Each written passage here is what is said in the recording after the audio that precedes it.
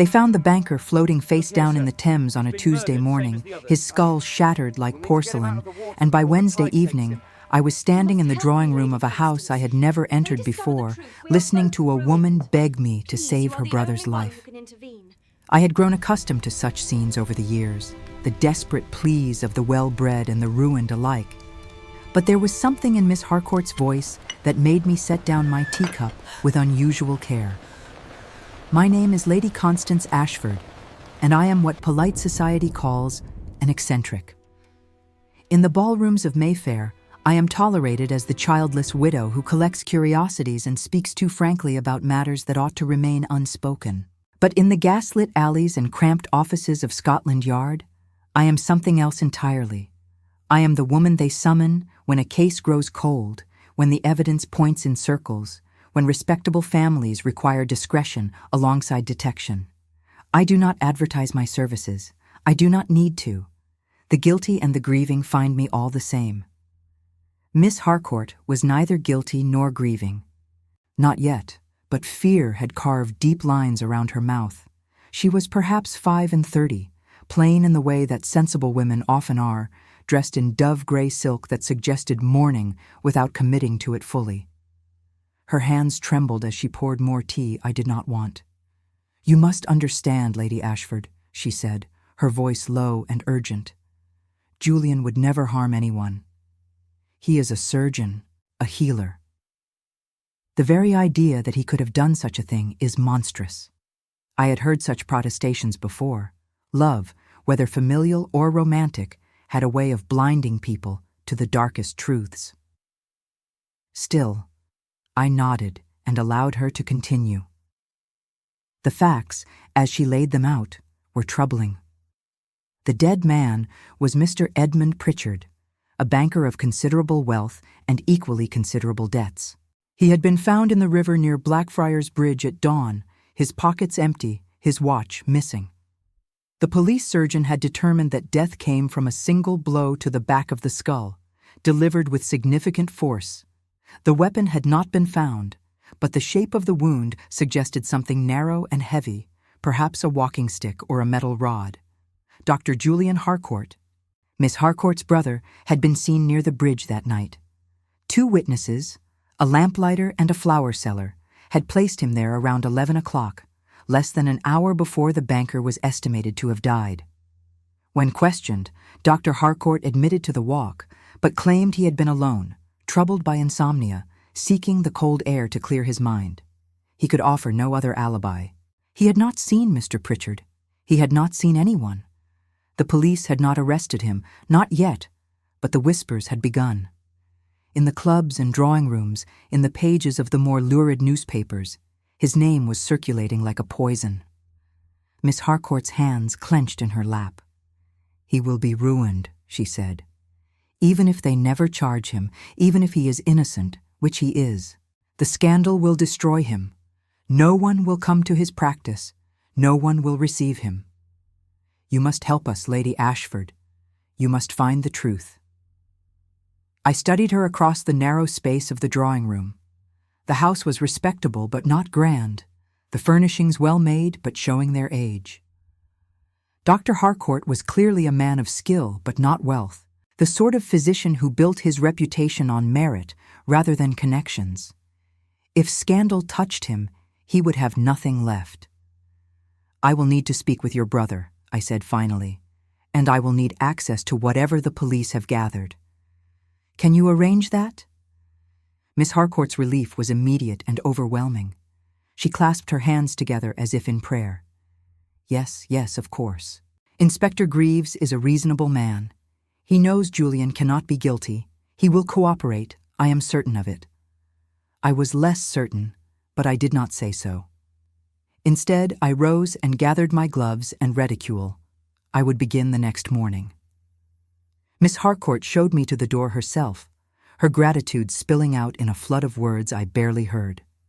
My mind was already elsewhere, tracing the shape of the case, imagining the cold river and the broken body and the man who might or might not have ended a life. That night, I could not sleep. I sat in my study with the curtains drawn back, watching the fog roll through the square outside my window. London in autumn was a city of shadows and whispers, a place where anything might be hidden in the grey. I thought of the banker, Mr. Pritchard, and wondered what secrets he had carried to the river. I thought of Dr. Harcourt, the man I had not yet met, and wondered what shadows lived behind his eyes. The clock struck 2 before I finally went to bed, and even then I did not rest. I dreamed of water and blood, of a walking stick rising and falling in the dark, of a face I could not see but somehow knew. The next morning dawned cold and bright. I dressed in a simple traveling suit of deep blue wool, pinned my hat firmly in place, and set out for Scotland Yard. Inspector Greaves received me in his cramped office with the weary politeness of a man who had long since accepted my interference in his cases. He was a broad-shouldered Scotsman with a greying beard and eyes that missed very little. We had worked together before, always unofficially, always with the understanding that my involvement would never be acknowledged in any official report. "Lady Ashford," he said, gesturing to the chair across from his desk, "I assume Miss Harcourt has sent you." I seated myself and arranged my skirts with deliberate care. "She has. I would like to review the evidence and speak with Dr. Harcourt, if possible." Greaves sighed and leaned back in his chair. "The evidence is thin, Lady Ashford. We have the body, we have the witnesses, and we have a man with no alibi and no explanation for why he was walking alone by the river in the middle of the night. It does not look good for him. But you have not arrested him, I observed. Not yet. His reputation is too solid, and the connection to Pritchard is unclear. We are still investigating. But if we find anything more, anything at all, we will have no choice." I nodded slowly. "What do you know of Mr. Pritchard?" Greaves pulled a file from the stack on his desk and flipped it open. 42 years old, married, no children, ran a private bank in the city. By all accounts, he was successful, well regarded. But there are whispers of financial trouble, debts that were mounting. Some think he may have been involved in something unsavory, though we have found no proof as yet. And Dr. Harcourt's connection to him? None that we can find. They moved in entirely different circles. Pritchard was a man of money and influence. Harcourt is a physician who works long hours and lives modestly. We cannot see how their paths would have crossed. That, I said quietly, is what I intend to discover. Greaves regarded me for a long moment, then nodded. "I will arrange for you to speak with Dr. Harcourt this afternoon. But Lady Ashford, a word of caution. If he is guilty, if you find proof of that, you must bring it to me, no matter what Miss Harcourt wishes." I met his gaze steadily. "I seek the truth, Inspector. Nothing more, nothing less." He seemed satisfied with that, though I was not entirely certain I had told him the whole truth myself. I left Scotland Yard with the file tucked into my bag and a strange unease settling in my chest. I had taken on dozens of cases over the years, had sifted through lies and uncovered secrets that destroyed families and ended lives. But something about this one felt different. Perhaps it was the river, the cold inevitability of the water. Perhaps it was the man I had not yet met, the surgeon with no alibi and shadows in his past. I returned home and spent the afternoon reading through the file. The details were sparse but damning. The wound to Pritchard's skull was consistent with a blow from a heavy object, something cylindrical with a rounded end. A walking stick, the police surgeon had suggested, though he could not be certain. The body had been in the water for several hours before it was found, long enough to obscure some evidence, but not all. Pritchard's pockets had been emptied, but there was no sign of a struggle, no defensive wounds on his hands. The police believed he had been struck from behind, that he had not seen his attacker. The witnesses were less helpful. The lamplighter had seen a man in a dark coat near the bridge, but could not describe his face. The flower seller had seen the same man, or perhaps a different man, walking quickly away from the water. Neither could swear it was Dr. Harcourt, but the timing and location made it likely. I closed the file and stared at the wall. If Dr. Harcourt was innocent, then someone else had been at that bridge. Someone who knew Pritchard, or who had reason to want him dead. And if he was guilty, then I would have to face Miss Harcourt with the truth that would destroy her brother. At 4 o'clock, a messenger arrived with a note from Inspector Greaves. Dr. Harcourt would see me at his home at 5. I gathered my things and went out into the fading afternoon light, hailed a cab, and gave the driver the address in Bloomsbury. The house was narrow and neat, tucked between two larger buildings on a quiet street. A brass plaque beside the door read, Dr. J. Harcourt, Surgeon. I lifted the knocker and let it fall twice. The door opened almost immediately, and Miss Harcourt stood there, her face tight with worry. "He is in the study," she said, stepping aside to let me enter. "He has agreed to speak with you, but Lady Ashford, please be gentle. He has not slept since this began." I followed her down a dim hallway to a door at the back of the house. She knocked once, softly, and then opened it. "Julian," she said, "Lady Ashford is here." The man who rose from the chair behind the desk was not what I had expected. I had imagined someone older, more worn by the weight of accusation. But Dr. Julian Harcourt was perhaps 40, tall and lean, with dark hair touched by gray at the temples. He wore no coat, only shirt sleeves and a waistcoat, and there was a precision to his movements that spoke of years spent holding scalpels and sutures. His face was angular, almost austere, and his eyes were gray, the color of winter skies. He looked at me with an expression I could not quite read, something between wariness and resignation. "Lady Ashford," he said, his voice low and measured. "My sister tells me you are here to help." I stepped into the room and inclined my head. "I am here to find the truth, Dr. Harcourt. Whether that helps you or not remains to be seen." For a moment, something flickered in those gray eyes, a flash of what might have been respect or perhaps simply relief that I had not come with false promises. He gestured to the chair across from his desk. "Please, sit." I sat, and Miss Harcourt withdrew, closing the door softly behind her. Dr. Harcourt remained standing for a moment, his hands resting on the back of his chair, and I had the sense that he was weighing his words carefully, deciding how much to reveal. Finally, he sat and folded his hands on the desk. "What do you wish to know?" I met his gaze directly. "I wish to know why you were at Blackfriars Bridge on the night Edmund Pritchard died." He did not flinch, did not look away. "I could not sleep. I have suffered from insomnia for years, Lady Ashford. On nights when sleep eludes me entirely, I walk. The river is quiet at night, peaceful. It helps to clear my mind. And you saw no one? No one at all?"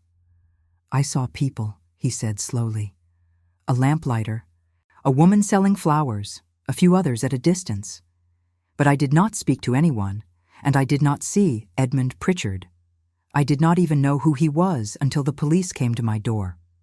"Had you ever met him? Treated him as a patient, perhaps?" "Never."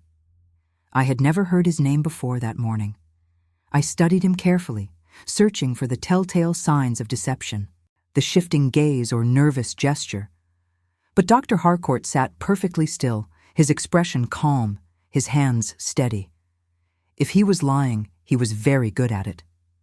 "The police believe the weapon was a walking stick," I said. "Do you own one?" "I do. I use it on longer walks when my leg troubles me." "Your leg?" "An old injury from my time as a military surgeon. It aches in the cold." I leaned forward slightly. "Where is the walking stick now?" "In the hall stand, where it always is." "The police examined it and found nothing. No blood, no damage. It has been in my possession the entire time." I nodded slowly. "And yet, Dr. Harcourt, you must see how this looks. A man is killed with a weapon that matches the one you own. You were seen near the place where he died, at the time he died. You have no alibi and no explanation beyond insomnia." For the first time, something broke through his composure. His jaw tightened, and when he spoke, there was an edge of frustration in his voice. "I am aware of how it looks, Lady Ashford. I am also aware that I am innocent, but I cannot prove what I did not do, and I cannot produce witnesses to an event I was not part of. All I can do is tell you the truth and hope that it is enough." "The truth is rarely enough," I said quietly, "but it is a place to start." We sat in silence for a moment, the air between us heavy with unspoken questions. I found myself looking at him more closely, noting the lines of weariness around his eyes, the way his shoulders carried a tension that seemed permanent. He was a man accustomed to carrying burdens, I thought, a man who kept his pain locked away where no one could see it. "Tell me about your life, Dr. Harcourt," I said.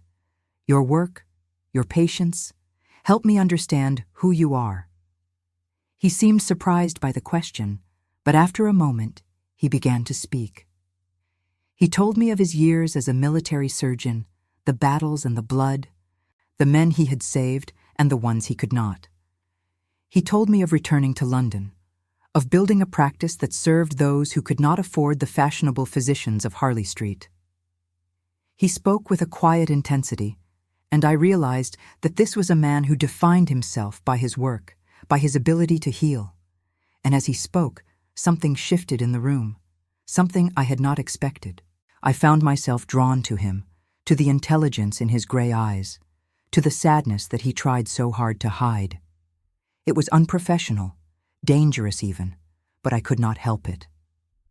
There was something about Dr. Julian Harcourt that reached past all my careful defenses and touched a part of me I thought I had buried with my husband.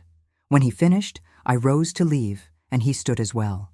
We faced each other across the narrow space of the study, and for a moment, neither of us spoke. "I will do everything I can to find the truth," I said finally. "But you must be honest with me, Dr. Harcourt. If there is anything you are not telling me, anything at all, it will come out eventually. And when it does, it may be too late to save you." He held my gaze, and I saw something flicker in those gray eyes, a shadow of something I could not name. "I have told you everything," he said quietly. "I swear it." I nodded and turned to go, but as I reached the door, his voice stopped me. "Lady Ashford." I looked back. "Thank you," he said, "for believing there might be another explanation." I did not correct him. I did not tell him that I had not yet decided what I believed. Instead, I inclined my head and left, walking out into the cold evening air with my heart beating faster than it should have been. I had taken the case to find the truth, but already I feared what the truth might cost me. I spent the following morning in the reading room of the British Museum, surrounded by newspapers from the week of the murder. The librarian, a pinched woman who disapproved of ladies conducting research without a male chaperone, had tried to discourage me, but I had long since learned to ignore such objections. I spread the papers across the table and began to search for any mention of Edmund Pritchard that predated his death. What I found was illuminating. Pritchard had not been the respectable banker his widow and business associates claimed. 3 separate newspapers, all from the more sensational end of the spectrum, had run small notices about his financial dealings. One suggested he had been involved in a scheme to defraud investors. Another hinted at debts to dangerous men. A third mentioned a lawsuit, quietly settled, involving a young woman who had worked in his office and later disappeared. I copied the relevant passages into my notebook with growing unease. If Pritchard had been involved in criminal activity, then the list of people who might have wanted him dead was considerably longer than the police had imagined. But it also meant that Dr. Harcourt's presence at the bridge could have been purely coincidental, that he had simply been in the wrong place at the most terrible time. By noon, I had exhausted the newspaper archives and moved on to my next task. I needed to speak with Pritchard's widow. The address was in Belgravia, a fashionable square of white stucco houses with iron railings and polished brass. I presented my card to the butler, a dignified man with silver hair, and explained that I was conducting inquiries on behalf of a client. He looked at me with barely concealed suspicion, but showed me into a drawing room that smelled of lilies and grief. Mrs. Pritchard appeared after a quarter hour, dressed in full mourning, her face pale and composed. She was younger than I had expected, perhaps 30, with delicate features and large, dark eyes that seemed to take in everything. She did not offer tea.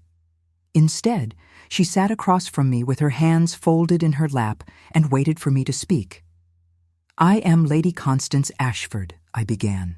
"I am investigating your husband's death on behalf of another party. I wondered if you might answer a few questions." Her expression did not change. "The police have already questioned me extensively, Lady Ashford. I do not see what more I can tell you. I appreciate that, Mrs. Pritchard. But I am interested in aspects of your husband's life that the police may not have explored. His business dealings, for instance. Were you aware of any financial difficulties he might have been facing?" Something flickered in her eyes, quick and sharp. My husband's business was his own concern. I did not involve myself in such matters. "But you must have known something," I pressed gently. "A household cannot run on air. If there were debts, if there were creditors, you would have felt the effects."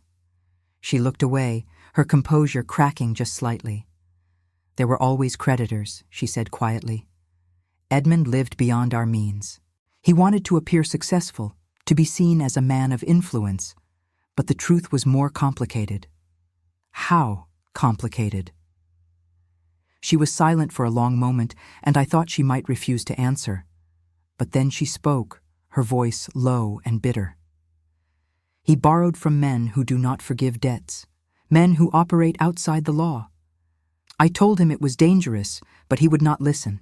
He believed he could manage them, that his cleverness would protect him." My pulse quickened. "Do you know the names of these men?" She shook her head. "He kept that from me. He said it was safer if I did not know. But Lady Ashford, if you are asking whether one of them might have killed him, then yes, I believe it is possible. More than possible." I leaned forward. "Did you tell this to the police?" Her laugh was short and harsh.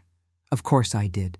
But they are more interested in the respectable surgeon who was seen near the bridge than in the criminals my husband associated with. It is easier to blame a man with a face and a name than to chase shadows in the underworld." I felt a surge of anger on Dr. Harcourt's behalf, though I kept my expression neutral. "If your husband was killed by one of these creditors, there must be some evidence. Letters, perhaps, or records of transactions." Mrs. Pritchard rose and walked to the window, her back to me. "If there were such records, Edmund would have hidden them. He was careful about certain things, even when he was reckless about others. But Lady Ashford, I will tell you this. 2 days before he died, he came home late and locked himself in his study. I heard him pacing, heard him cursing. When he finally came to bed, he told me that he had made a terrible mistake, that he had angered the wrong people. He would not tell me more. The next day, he was himself again, or pretended to be. And then he was dead. I rose as well and moved to stand beside her. "Do you believe your husband knew he was in danger?" She turned to look at me, and her eyes were filled with something between grief and relief. "I believe he knew, yes. And I believe he brought it upon himself. I do not mourn the man he became, Lady Ashford. I mourn the man I thought I had married, before ambition and greed consumed him."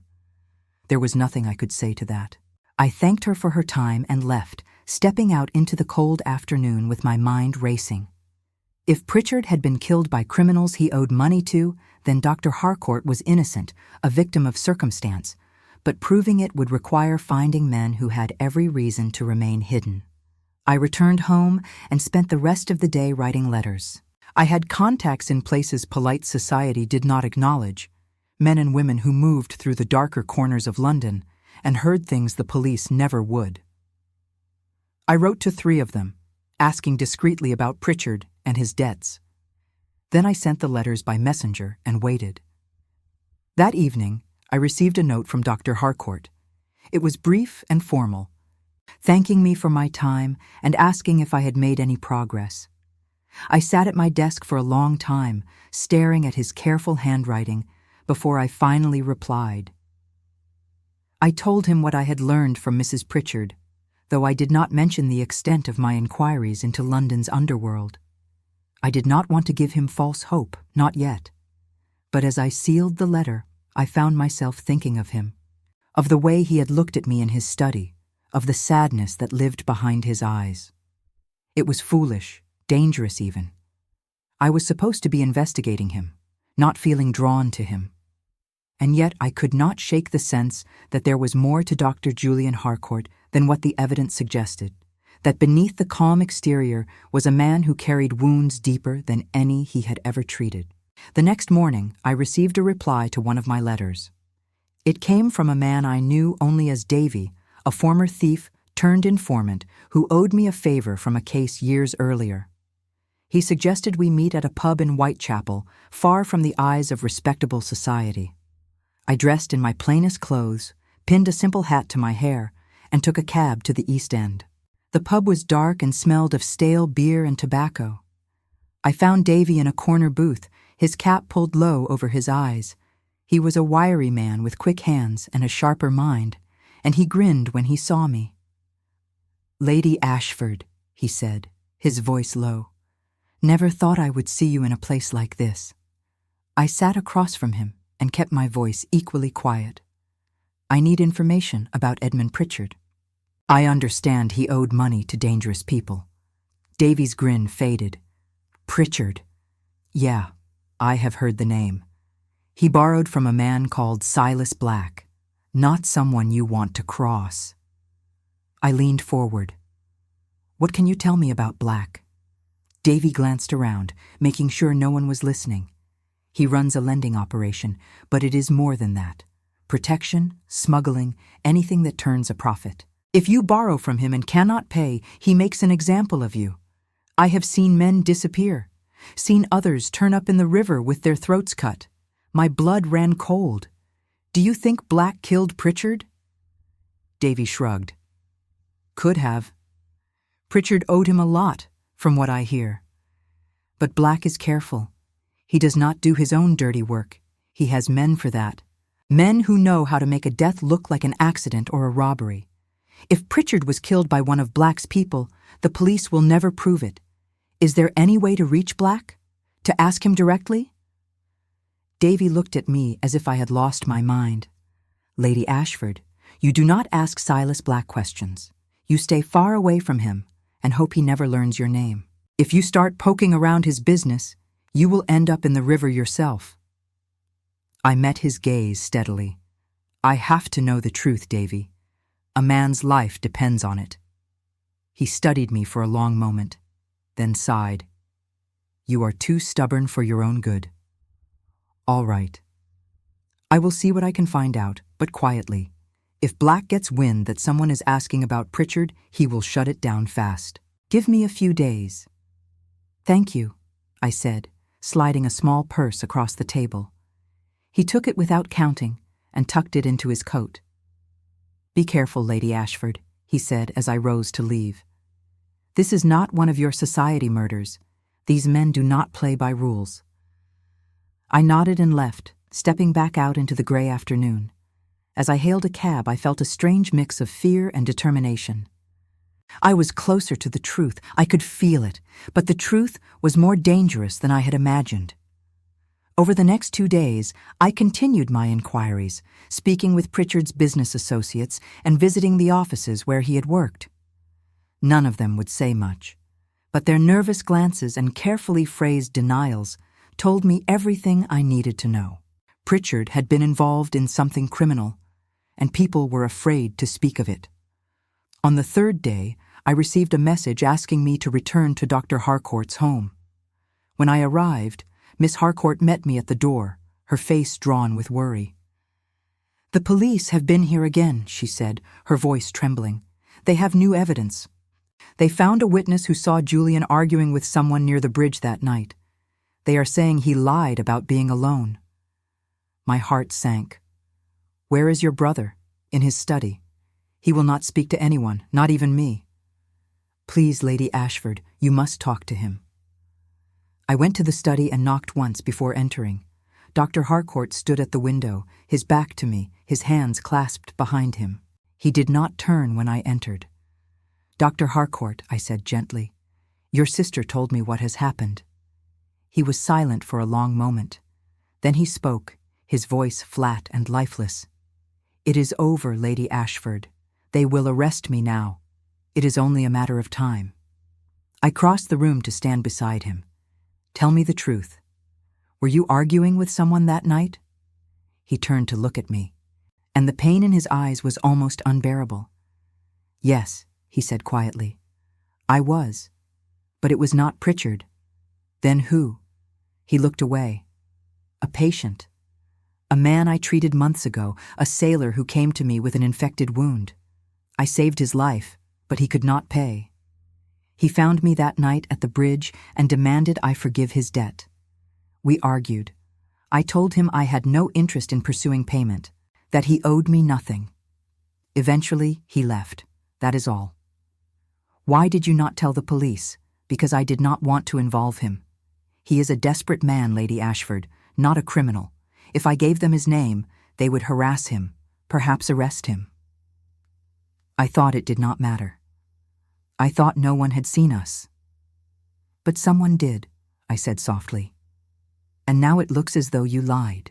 He turned back to the window. "I did not lie. I simply did not tell them everything." "There is a difference." "Not to the police," I said, "not to a jury." He said nothing, and I felt a sudden, overwhelming urge to reach out to him, to offer some comfort, but I held myself back. I could not afford to let my emotions cloud my judgment, not when so much was at stake. "I will speak to Inspector Greaves," I said finally. "I will explain what you have told me. It may not be enough, but it is a start." He looked at me with something close to despair. "Why are you doing this, Lady Ashford? You do not know me. You have no reason to believe I am innocent." I met his gaze, and for a moment I allowed myself to be honest. "Because I do not think you are capable of murder, Dr. Harcourt. Because I have spent my life learning to read people, and when I look at you, I see a man who saves lives, not one who takes them." Something shifted in his expression, a softening that made him seem younger, more vulnerable. "Thank you," he said quietly. "Whatever happens, thank you for believing in me." I left before I could say anything more, before I could admit to him or to myself just how much I had come to care whether he lived or died. The afternoon was fading as I made my way to Scotland Yard, and by the time I reached Inspector Greaves's office, the lamps were being lit along the streets. Greaves listened to my explanation with a skeptical expression, but he did not dismiss it outright. "If Dr. Harcourt can produce this sailor," he said, "if the man will confirm the story, then it may help. But Lady Ashford, the evidence is mounting. The witness, the argument, the lack of a proper alibi. It does not look good." "I know," I said. "But Inspector, have you considered that Pritchard's death may have had nothing to do with Dr. Harcourt? That it may have been connected to his debts, to the criminals he associated with?" Greaves sighed. "We have considered it, but without proof, without a name, there is nothing we can pursue. Criminals are harder to catch than respectable men, Lady Ashford. You know that as well as I do." "Then give me more time," I said. "Let me find the proof." He regarded me for a long moment. "1 week," he said finally. "If you cannot find anything in 1 week, I will have no choice but to arrest Dr. Harcourt. The pressure from above is too great." I nodded, knowing it was the best I could hope for. I left Scotland Yard as the fog began to roll in, thick and cold, swallowing the city in grey. 1 week. 7 days to find a man who did not want to be found, to prove a connection that might not exist. As I walked through the darkening streets, I thought of Dr. Harcourt standing at his window, his face etched with despair. I thought of the way he had thanked me, the quiet dignity in his voice. And I knew, with a certainty that terrified me, that I would do whatever it took to save him. Not because it was my job, not because his sister had hired me, but because somewhere in the midst of this investigation, I had begun to fall in love with a man I might not be able to save. The week that followed was the longest of my life. I spent my days chasing shadows through the narrow streets of Whitechapel and Limehouse, speaking with men who would not meet my eyes and women who disappeared into doorways at the first sign of questions. Davy had given me names, whispers of people who might know something about Silas Black and his operations, but every lead seemed to dissolve like smoke the moment I reached for it. On the fourth day, I finally found someone willing to talk. She was a barmaid in a dockside tavern, a woman with tired eyes and rough hands who agreed to speak with me only after I pressed a considerable sum into her palm. We sat in a back room that smelled of mildew and old spirits, and she told me what she knew. "Silas Black does not forget a debt," she said, her voice barely above a whisper. "Pritchard owed him £3,000, maybe more. Black sent men to collect, but Pritchard kept putting them off, promising payment that never came. The last time they visited him, it was 2 weeks before he died. They told him he had 1 week to find the money, or else." "Or else what?" I asked. She looked at me as if I were a child. "Or else what always happens, lady. They make an example of you. They make sure everyone else knows what happens when you cross Silas Black. Do you know who these men were? Do you have names?" She shook her head quickly. "I do not want to know names. Knowing names gets you killed. But I can tell you this. Black has a man who does his dirty work, a fellow they call the ferryman. He is the one who makes people disappear. If Pritchard was killed on Black's orders, the ferryman did it." My pulse quickened. "How can I find this ferryman?" "You cannot, and you should not try." The barmaid leaned forward, her expression urgent. "Listen to me, lady. Whatever you are involved in, whatever you think you are doing, stop. Silas Black is not a man you investigate. He is not a man you expose. He is a force of nature, and if you get in his way, you will be swept aside like everyone else." I thanked her for the warning and left, though I had no intention of heeding it. I had 4 days left, and I was closer to the truth than I had been before. The ferryman, a man who killed on Black's orders, who made deaths look like accidents or robberies. If I could find him, if I could prove his connection to Pritchard's murder, then Dr. Harcourt would be saved. But finding the ferryman proved impossible. I spent the next 2 days following every lead Davy could give me, but the man was a ghost. No one would speak his real name. No one would admit to having seen him. It was as if he existed only in whispers and shadows, a figure of dread rather than flesh and blood. By the 6th day, I was exhausted and desperate. I returned home late in the evening, my feet aching, my mind spinning with possibilities I could not prove. As I climbed the steps to my door, I found a note tucked into the iron railing.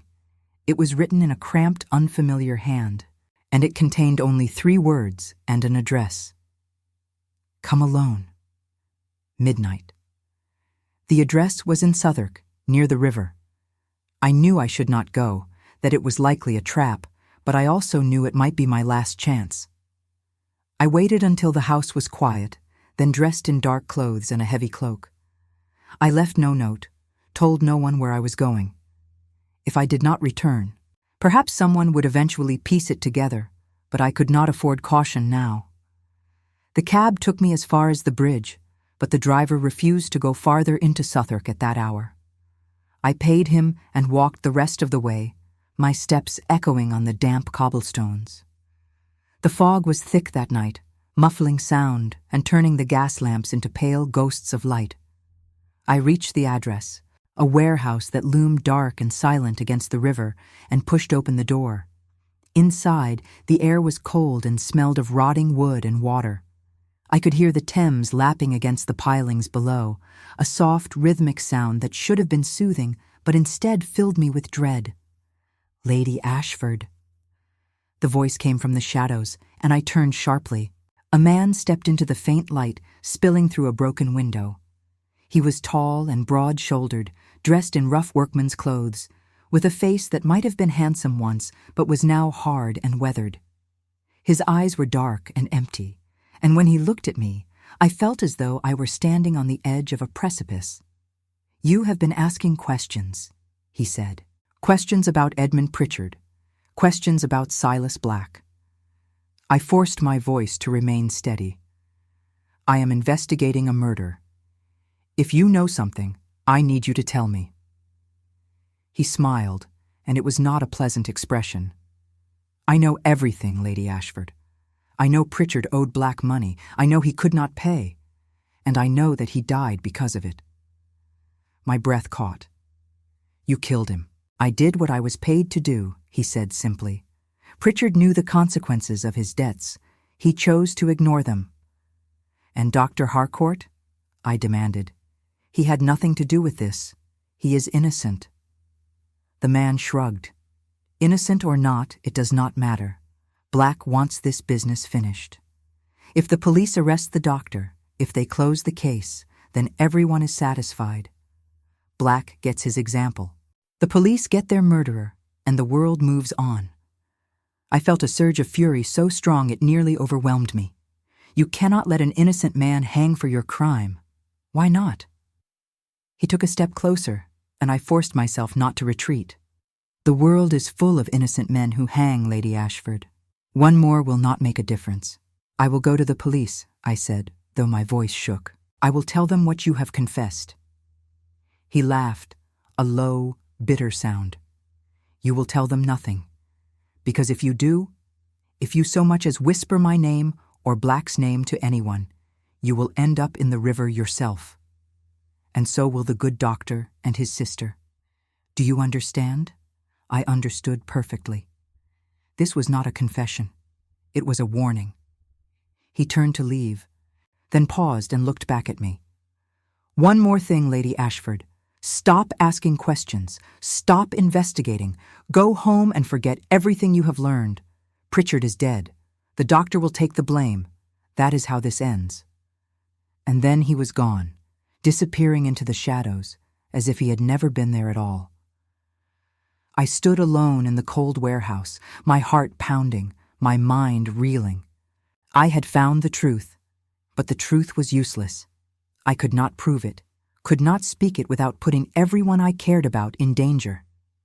I made my way back through the fog to the bridge and hailed a cab. By the time I reached home, dawn was breaking, pale and gray over the city. I went inside and locked the door behind me, then sat in my study with my head in my hands. I had failed. After everything, after all my efforts, I had failed. But even as despair threatened to overwhelm me, another thought began to take shape. The ferryman had told me to stop investigating, to forget what I had learned. But he had also confirmed that Dr. Harcourt was innocent, that Pritchard's death had been ordered by Silas Black. If I could not prove it to the police, perhaps I could prove it in another way. I spent the rest of the morning writing. I wrote down everything I had learned, every detail of the case, every name and address and whispered rumor. I sealed the document and left instructions with my solicitor that it should be opened and delivered to Inspector Greaves in the event of my death or disappearance. It was not much, but it was something. Then I sent a message to Dr. Harcourt, asking him to meet me that afternoon at a small tea room near his home. I did not tell him what I had learned. I could not risk putting those words in writing. He arrived precisely on time, dressed in a dark coat and looking more tired than I had ever seen him. We took a table in the corner, away from other patrons, and I poured tea with hands that trembled slightly despite my best efforts. "Lady Ashford," he said quietly, "you look exhausted. Have you slept?" "Very little," I admitted. "Dr. Harcourt, I need to tell you something, but you must promise not to repeat it to anyone, not to your sister, not to the police, not to anyone." He looked at me with concern. "Of course, whatever you need to say, it will go no further." I took a breath and told him everything. I told him about Pritchard's debts, about Silas Black and the ferryman, about the meeting in the warehouse and the threats that had been made. As I spoke, his expression shifted from concern to shock to something darker, something close to rage. "They are going to let me hang for a crime I did not commit," he said when I finished. his voice tight with barely controlled anger. "They know I am innocent, and they do not care." I reached across the table and placed my hand over his. "I will not let that happen. I swear to you, I will find a way." He looked down at my hand on his, and for a moment, neither of us moved. Then, slowly, he turned his hand over and laced his fingers through mine. The gesture was simple, intimate, and it sent a warmth through me that had nothing to do with the tea. "Why are you doing this?" he asked, his voice barely above a whisper. "Why are you risking so much for a man you barely know?" I met his eyes, those gray eyes that had haunted my dreams, and I could not lie. "Because I believe in you," I said softly. "Because I have come to care what happens to you, more than I should, more than is wise." He stared at me for a long moment, and I saw something break open in his expression, something raw and vulnerable. "Constance," he said, using my given name for the first time. "If they arrest me, if this ends the way we both fear it will, I need you to know something. These past weeks, working with you, speaking with you, they have been the brightest moments of a very dark time. You have given me hope when I had none." "Julian," I whispered, and his name felt strange and wonderful on my lips. He lifted my hand and pressed it to his cheek, his eyes closing briefly.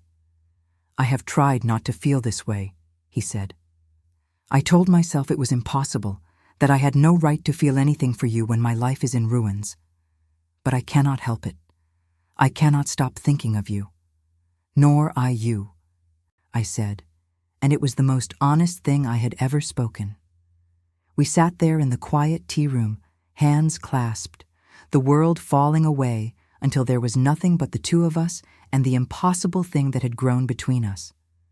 I knew it was foolish, that we had no future, that in a matter of days he might be arrested and I might be powerless to stop it. But in that moment, I did not care. I allowed myself to feel what I had been fighting for so long, to acknowledge that I had fallen in love with Dr. Julian Harcourt and that there was no going back. Eventually, we parted. He had patience to see, and I had one more avenue to pursue, one last desperate plan. I returned home and sent a message to Inspector Greaves asking for a meeting the following morning. If I could not prove Dr. Harcourt's innocence through evidence, perhaps I could convince the inspector to look more closely at Silas Black and his operations. It was a slim chance, but it was all I had left. That night, I lay awake in my bed, staring at the ceiling and thinking of Julian. I thought of the way his hand had felt in mine, the way he had said my name, the hope and despair mingled in his voice. I thought of the life we might have had if circumstances were different, if he were not facing arrest and I were not tangled in a web of criminals and threats. But most of all, I thought of the promise I had made to him, the promise that I would not let him hang for a crime he did not commit. I did not know how I would keep that promise. I did not know if it was even possible, but I knew that I would die trying, because the alternative, a world in which Julian Harcourt was lost, was unbearable. The next morning, I met Inspector Greaves in his office. He listened as I laid out everything I knew, though I was careful not to mention the ferryman by name or to reveal the exact nature of my meeting in the warehouse. I spoke of Pritchard's debts, of Silas Black, of the pattern of violence that surrounded Black's operations. Greaves listened with his usual skepticism, but I saw something shift in his expression, a flicker of interest. "It is possible," he admitted when I finished.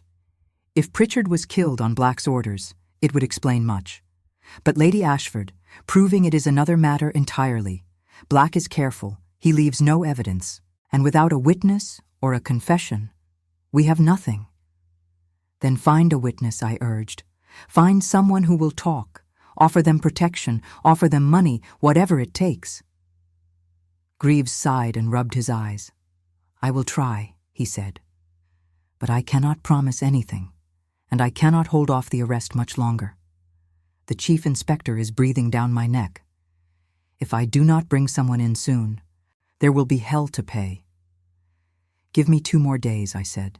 Just 2 more days. He looked at me for a long moment, then nodded reluctantly. 2 days, Lady Ashford. That is all.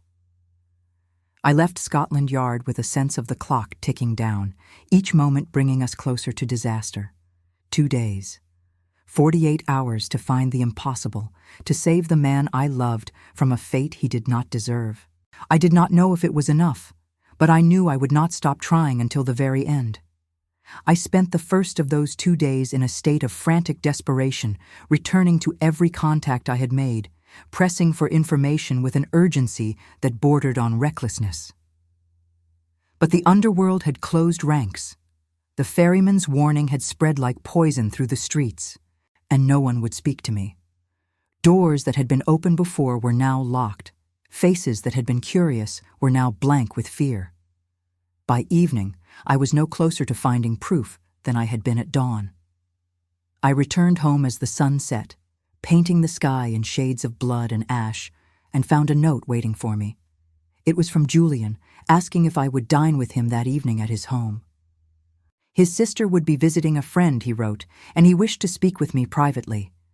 I should have declined. I should have spent every remaining hour searching for evidence, chasing leads, doing anything that might save him.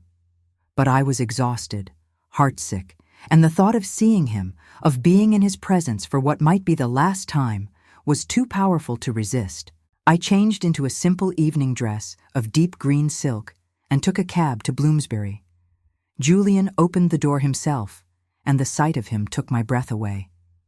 He had dressed with care, his coat perfectly tailored, his cravat precisely tied, but it was his expression that moved me most. He looked at me as if I were something precious, something he had been waiting his entire life to find. "Constance," he said, and stepped aside to let me enter. "Thank you for coming." The house was quiet, lit by candles that cast warm shadows on the walls. He led me to a small dining room where a modest meal had been laid out. We sat across from each other, and for a moment neither of us spoke. The weight of what was unspoken hung between us, heavy and inevitable. "I have not given up," I said finally, breaking the silence. "I still have one day. I will find something, I swear it." Julian reached across the table and took my hand. "Constance, stop, please. We both know how this will end." "No," I said fiercely. "I will not accept that. There has to be a way." He smiled, and it was the saddest smile I had ever seen. "You have done more for me than I had any right to ask.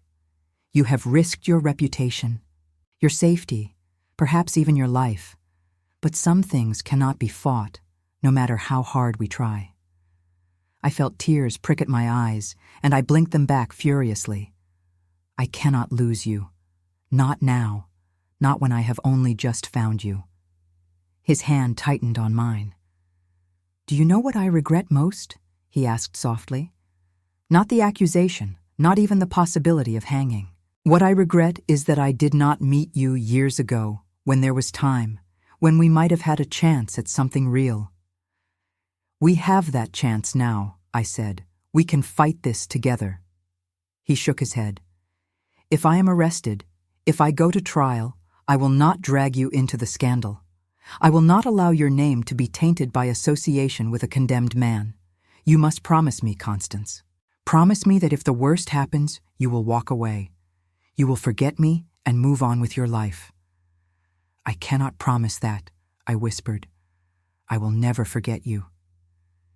He rose from his chair and came around the table, pulling me to my feet. We stood close, so close I could feel the warmth of him, could see the flecks of silver in his gray eyes. He lifted his hand and touched my cheek, his fingers gentle against my skin.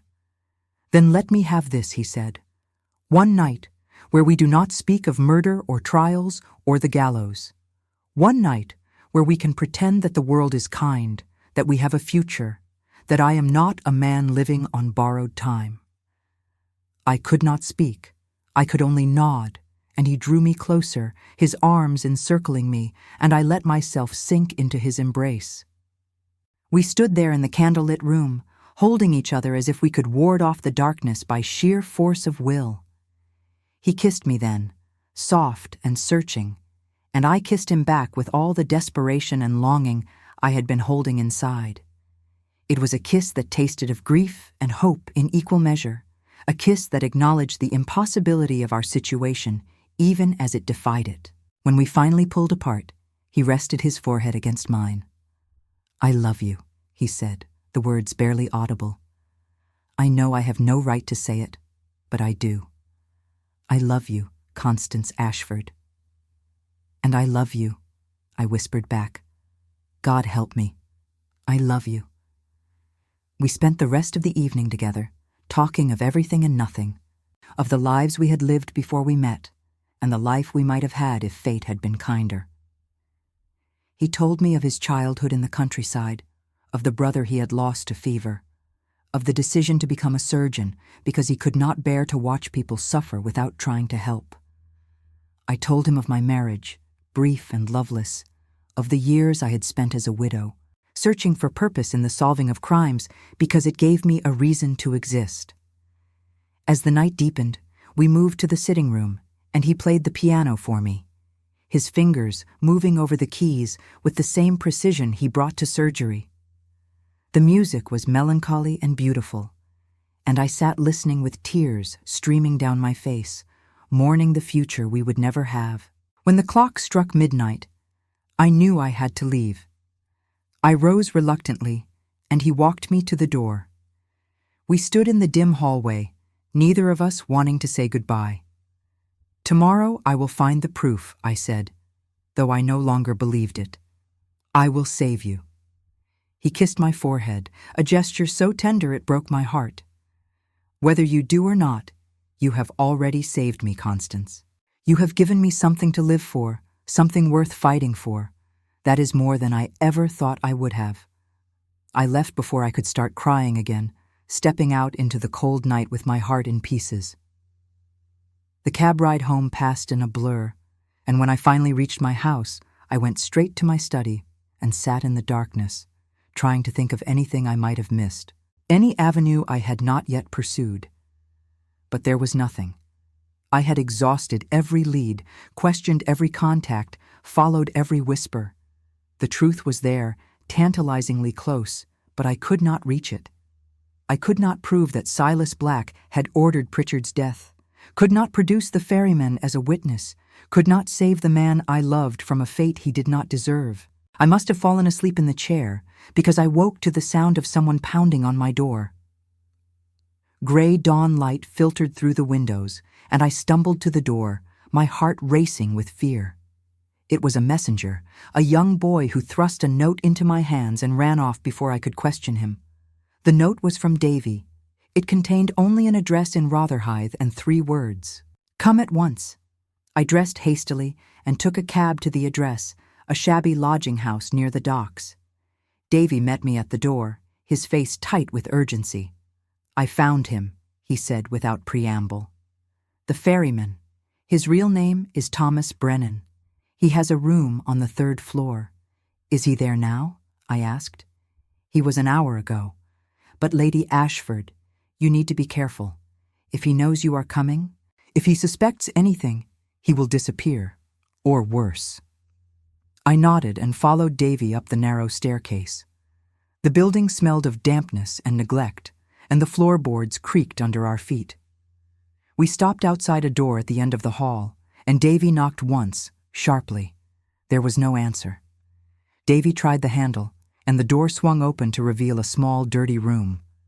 A narrow bed, a table, a chair. And slumped in the chair, staring at nothing, was the man I had met in the warehouse. He was dead. I crossed the room quickly and checked for a pulse, though I already knew what I would find. His skin was cold, his eyes fixed and glassy. On the table beside him was an empty bottle and a glass. The smell of bitter almonds hung in the air. "Poison," I said quietly. Someone wanted to make sure he could never talk. Davy cursed softly. Black. It has to be Black. He must have known the ferryman was a liability. I looked around the room, searching for anything that might serve as evidence. And then I saw it, tucked under the edge of the mattress. A leather-bound notebook. I pulled it out and opened it, my hands trembling. Inside were names, dates, amounts of money.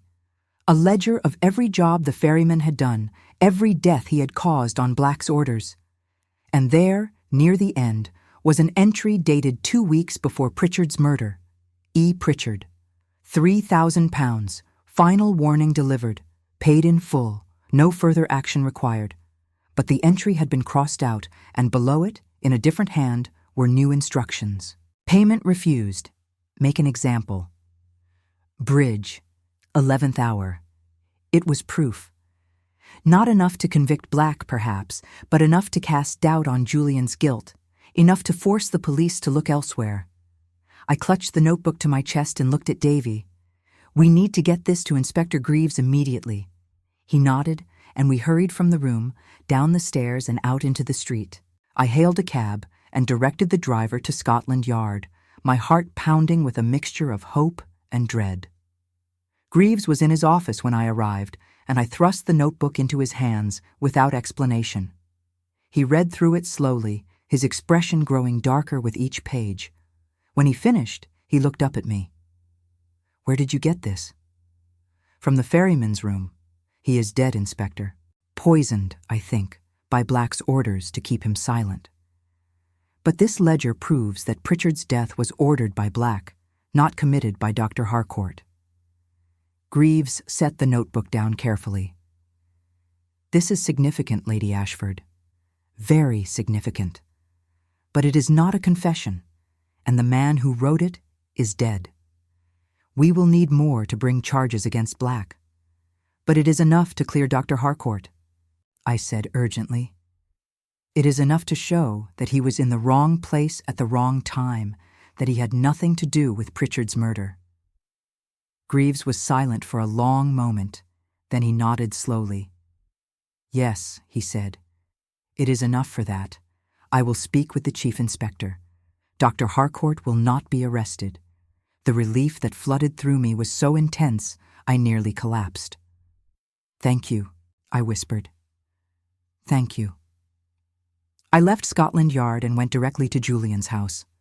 Miss Harcourt opened the door, her face brightening when she saw me. "Lady Ashford, is there news?" "There is," I said, smiling through my tears. "Good news. Your brother is safe." She let out a cry of joy and called for Julian, who appeared at the top of the stairs. When he saw me, he descended quickly, his expression a mixture of hope and fear. "Constance?" I told him everything, about the notebook, about the ferryman, about Greaves's promise that he would not be arrested. As I spoke, I watched the weight lift from his shoulders, watched the light return to his eyes. When I finished, he pulled me into his arms and held me so tightly I could barely breathe. "You saved me," he said, his voice thick with emotion. "You saved my life." I pulled back just enough to look up at him. "We saved each other," I said softly. And in that moment, standing in the hallway of his home with his sister weeping tears of joy behind us, I believed it. I believed that we had weathered the worst, that the danger had passed, that we had a future stretching out before us, bright and full of possibility. But I was wrong, because as I would soon discover, some secrets refuse to stay buried, and some truths are more terrible than any lie. 3 days after Julian was cleared of suspicion, I received an invitation to dine with him and his sister. The scandal had begun to fade, though whispers still followed him through society. But he was free. His practice was slowly recovering, and we had begun to speak cautiously of a future together. It was not proper, not yet, but we both knew that what had grown between us during those dark weeks could not be undone.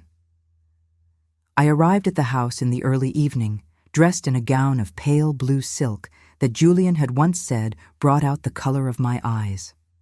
Miss Harcourt greeted me warmly at the door, and I could see that the strain of the past weeks had lifted from her features. She looked younger, lighter, as if a great weight had been removed. "Julian is in his study," she said, taking my cloak. "He asked if you would join him there before dinner. He has something he wishes to discuss with you." I felt a flutter of nerves, though I could not say why. I made my way down the familiar hallway to the study and knocked softly before entering. Julian stood by the window, his back to me, and he did not turn when I entered.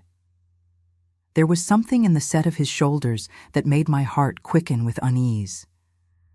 "Julian?" I said softly. He turned, and I saw that his face was pale, his expression haunted. "Constance," he said, and his voice was rough, as if he had been shouting or crying or both.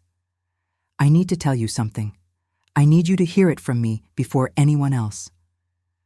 I crossed the room quickly, reaching for his hand. "What is it? What has happened?" He pulled away from my touch, and that small rejection cut deeper than any words. "For weeks, I have been lying to myself," he said. "Telling myself that I was innocent, that I had done nothing wrong. And in the strictest sense, that is true. I did not kill Edmund Pritchard. But Constance, I am not blameless either." "I do not understand," I said, my voice shaking. He walked to his desk and picked up something that lay there. When he turned back to me, I saw that it was a walking stick, a cane of polished ebony with a silver handle. The same cane I had seen in his hall stand weeks before, the cane the police had examined and dismissed. "After you left 3 nights ago," he said slowly, "I could not sleep. I kept thinking about everything that had happened, about the investigation, about Pritchard's death, and I remembered something I had pushed from my mind because it seemed impossible, because I did not want it to be true." "What did you remember?" I whispered. He looked down at the cane, turning it in his hands. "The night Pritchard died, I told you I went walking by the river because I could not sleep. That was true, but I did not tell you everything. I did not tell you that I took this cane with me because my leg was aching and I knew it would be a long walk. I felt cold seeping into my bones. Julian? No. I stopped near the bridge," he continued, his voice flat and distant. "I was watching the water, thinking about my life, about the failures that had brought me to that moment. And then I heard voices, 2 men arguing. I could not make out the words, but one of them sounded desperate, frightened. I should have walked away. I should have minded my own business. But I am a physician, Constance. I am trained to help people in distress." He paused, and I saw his hand tighten on the cane. "I approached them," he said. "It was dark, and the fog was thick. I could barely see their faces. But one of them, the frightened one, broke away and ran. The other turned toward me, and for a moment we stood there, staring at each other. I asked if everything was all right, if he needed help. He did not answer. He just turned and walked away, disappearing into the fog. And then? I asked, though I was not sure I wanted to hear the answer. And then I looked down and realized I had set my cane against the railing of the bridge while I was watching them. But when I reached for it, it was gone. I searched for several minutes, thinking it had fallen, but I could not find it. Eventually, I gave up and went home. I stared at him, my mind racing to understand what he was telling me. "But the police examined your cane," I said. "They found nothing." "Because this is not the cane I took with me that night," he said quietly. "This is a replacement. I bought it 2 days after Pritchard's death, before I knew his skull had been shattered by a weapon that matched the description of a walking stick. When the police came to question me, when they asked to see my cane, I showed them this one, and I told myself it did not matter, that I had nothing to do with Pritchard's death, that I was not lying because I truly had not killed him. But the cane that was used to murder Pritchard," I said, my voice barely above a whisper, "was your cane, the one you left at the bridge." He nodded, and I saw tears in his eyes. "I did not know, Constance. I swear to you, I did not know until 3 days ago, when I finally allowed myself to remember. I did not want to believe it. I told myself I was imagining things, that it could not possibly be true. But then I spoke to a colleague who works at the mortuary, and I asked him to describe the wound to me in detail. And when he did, I knew. The room seemed to tilt around me. I gripped the back of a chair to steady myself.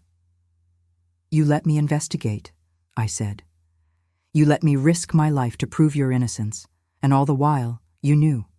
You knew that your cane was the murder weapon." "I did not know," he said desperately. "Not then. Not until it was over. Constance, you have to believe me. I wanted to believe him. God, how I wanted to believe him. But the evidence was there, undeniable and terrible. His cane had killed Edmund Pritchard. Whether he had wielded it or not, he had provided the weapon.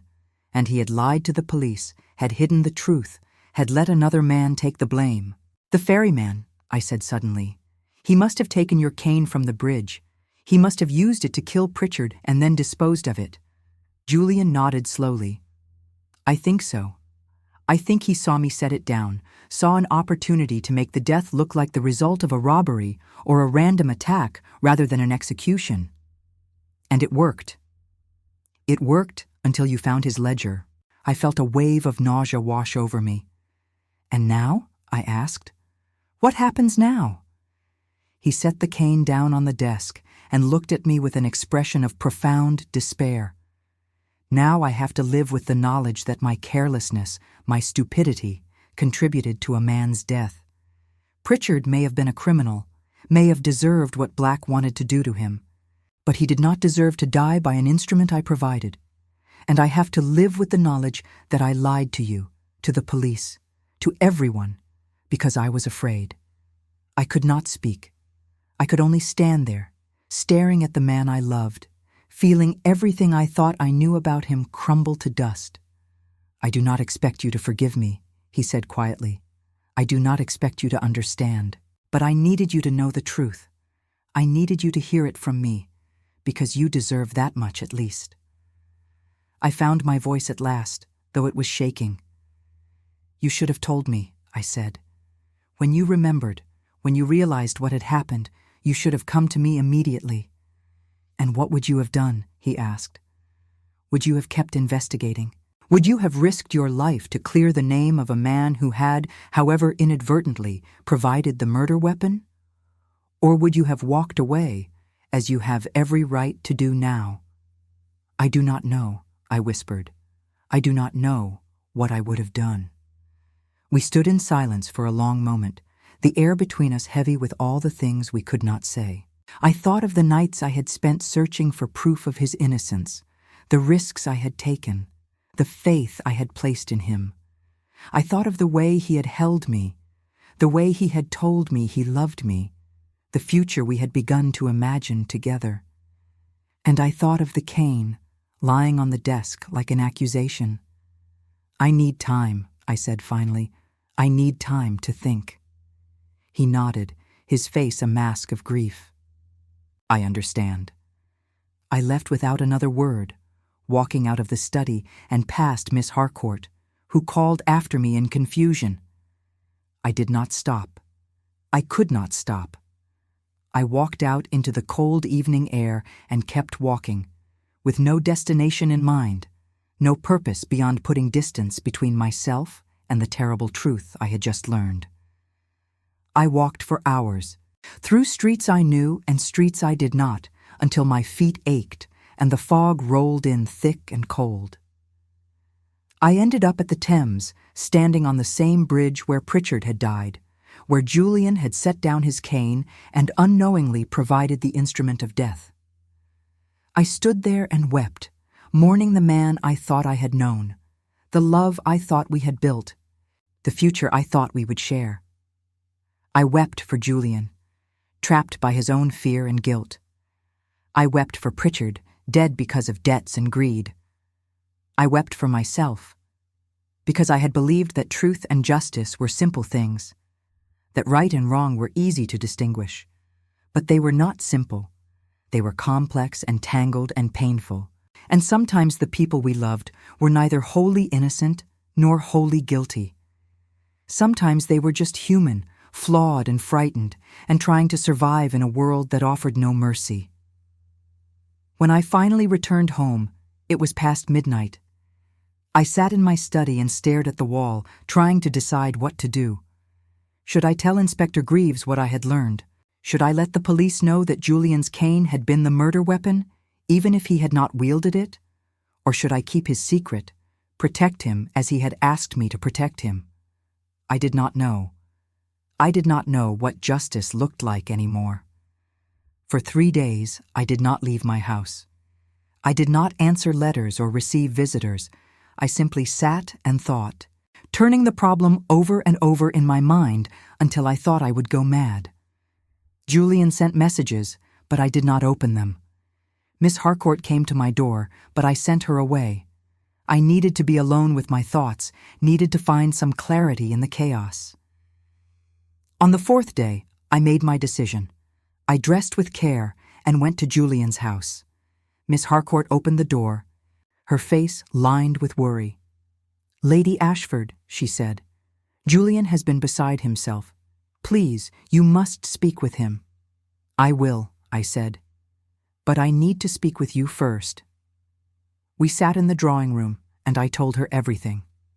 I watched her face change as I spoke, watched shock and grief and understanding chase across her features. When I finished, she was silent for a long time. "What will you do?" she asked finally. "I am going to give him a choice," I said. "He can go to Inspector Greaves and tell him the truth about the cane. He can explain that it was taken from him, used without his knowledge or consent. The police may do nothing, or they may charge him with obstruction. I do not know. But he needs to tell the truth, not for the law's sake, but for his own. And if he does not, then I will tell Greaves myself," I said quietly. "I cannot protect him at the cost of my own integrity. I will not live with that burden." Miss Harcourt nodded slowly. "I understand. And Lady Ashford, whatever happens, thank you. Thank you for everything you have done for us." I found Julian in his study, standing at the same window where I had left him days before. He turned when I entered, and the hope in his eyes was almost unbearable. "Constance," he said. I did not let him finish. "You need to tell Inspector Greaves the truth," I said. "All of it. About the cane, about that night, about everything. You need to face the consequences of your choices." He stared at me. "They could charge me. They could still arrest me. They could," I agreed. "Or they could understand that you were a victim of circumstance, that you made a mistake out of fear rather than malice. But either way, you need to tell the truth. Because if you do not, if you continue to hide this, it will destroy you. And it will destroy us." "Us?" he repeated, his voice filled with fragile hope. "Does that mean there is still an us?" I crossed the room and took his hands in mine. "I love you, Julian," I said. "I love you despite this, despite everything. But I cannot build a life with a man who lives with lies. I cannot be with someone who is not willing to face the truth, no matter how painful it is." He closed his eyes, and when he opened them again, I saw resignation there. "I will go," he said. "Tomorrow. I will tell Greaves everything. And I will go with you," I said. "Whatever happens, I will be there." He pulled me into his arms, and we stood there in the quiet study, holding each other as the last light faded from the sky. I did not know what the future held. I did not know if Greaves would charge him, if society would forgive him, if we would have the life together that I desperately wanted. But I knew that we would face it together, with honesty and courage and the kind of love that was strong enough to bear the weight of truth. The next morning, we went to Scotland Yard. Inspector Greaves listened as Julian told him everything, his expression unreadable. When Julian finished, Greaves was silent for a long time. "You are a fool, Dr. Harcourt," he said finally. "A bloody fool. But you are not a murderer. The cane was taken from you. You did not know it would be used as a weapon, and you have already suffered enough for your mistake." He leaned back in his chair. "I will not charge you," he said. "But if this becomes public knowledge, if the newspapers get hold of it, there is nothing I can do to protect you. Do you understand?" Julian nodded. "I understand." And thank you, Inspector. We left Scotland Yard together, stepping out into a bright autumn morning. The air was crisp and clean, and for the first time in weeks, I felt as though I could breathe. "It is over," Julian said quietly. "It is finally over." I took his hand and laced my fingers through his.